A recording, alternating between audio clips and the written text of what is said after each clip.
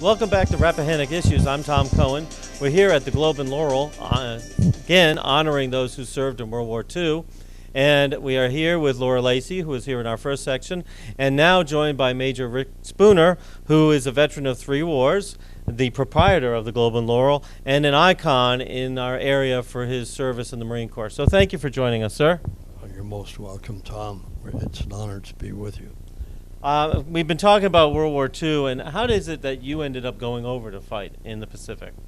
Because I was an American and a man.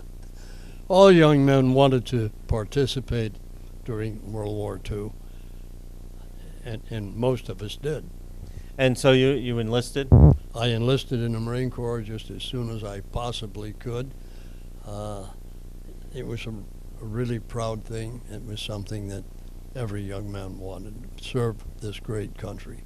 And in our first section, we were talking about how the war was really difficult in the Pacific with the island hopping and the difference. Is there anything in particular that is a memory for you about being over there in the Pacific?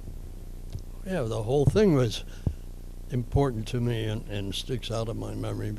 It was so different, as Laura had told you before. It was like 2 wars going on in different worlds. The brutality, the merciless enemy. I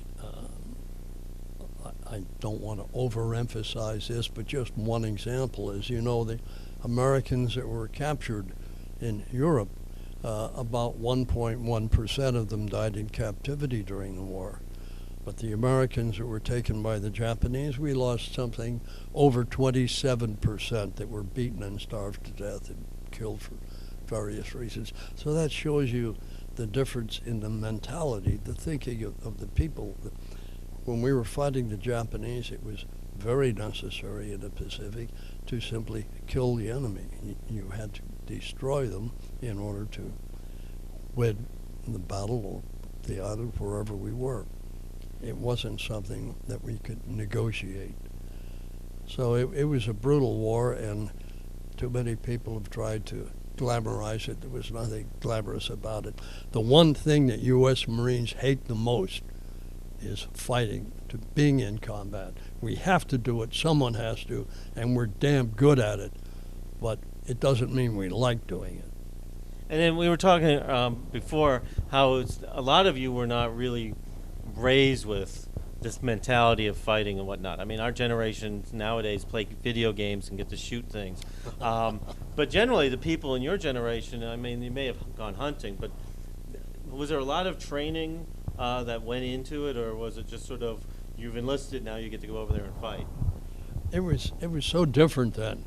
The mentality in this country was different. They call us the greatest generation. That's a misnomer. We don't deserve that. We were the toughest generation because everyone who fought in World War II had lived through the Great Depression, and that really toughened us up. And sure, there were things that happened that qualified us to be in the service. All the great things that were done by the Seabees and the Army engineers, building airfields and defenses and so forth. You got to remember, a good number of those kids were in the CCC during the pre-war days and had learned skills. They know how to use picks and shovels and all that. And we were motivated. When we finally got in, most of us had to wait till we were old enough to enlist. We finally got in. Hey, the Depression was behind us. Now we had 3 squares a day, hot food. We had a place to sleep. We were cared for. It was sort of like going on vacation or getting a big promotion until combat. And that changed things a little bit. Now, I gather that you were on some of those landing crafts that went into some of the islands. How was that experience? That's pretty difficult to explain in a short period of time.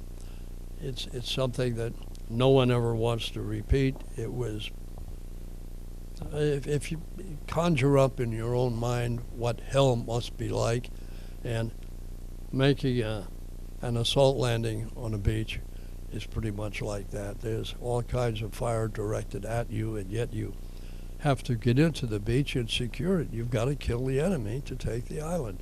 Nobody likes it. Nobody finds it interesting and pleasant in any manner, shape, or form. But we were scared to death. We still had to move forward.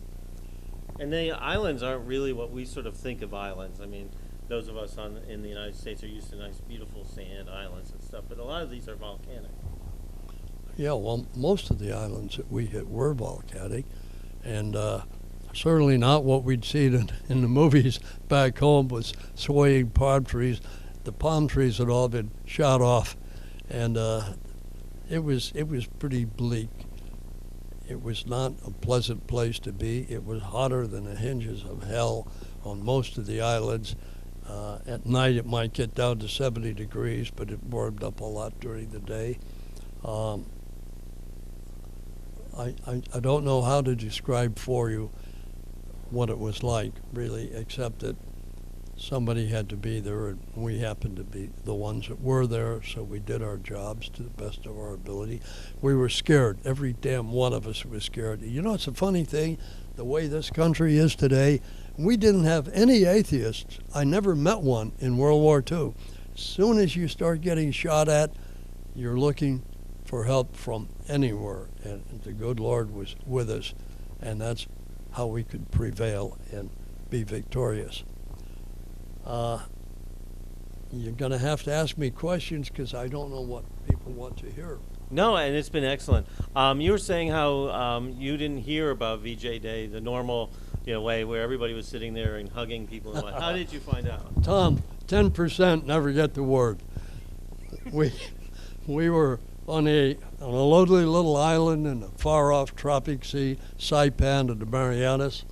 We'd been training very, very hard since returning from Okinawa, training for Operation Downfall, which was the invasion of Japan. There were supposed to be 2 invasions. We were scheduled for the first one, Operation Olympic, which was going to be the 1st of November. And so we were training really hard and going out in the jungle every day. And we were pretty callous by then. We'd hit a lot of islands and seen a lot of things. And, the whole time I was in the Marine Corps in the Pacific, there was one thing that we heard on a regular basis, and that is Golden Gate in 48, Breadline in 49. Everyone said that. We believed it. Golden Gate was going home. 48, we figured, well, if we really did a great job, the war might be over by 48. And Breadline in 49 was obvious. Depression. Wow.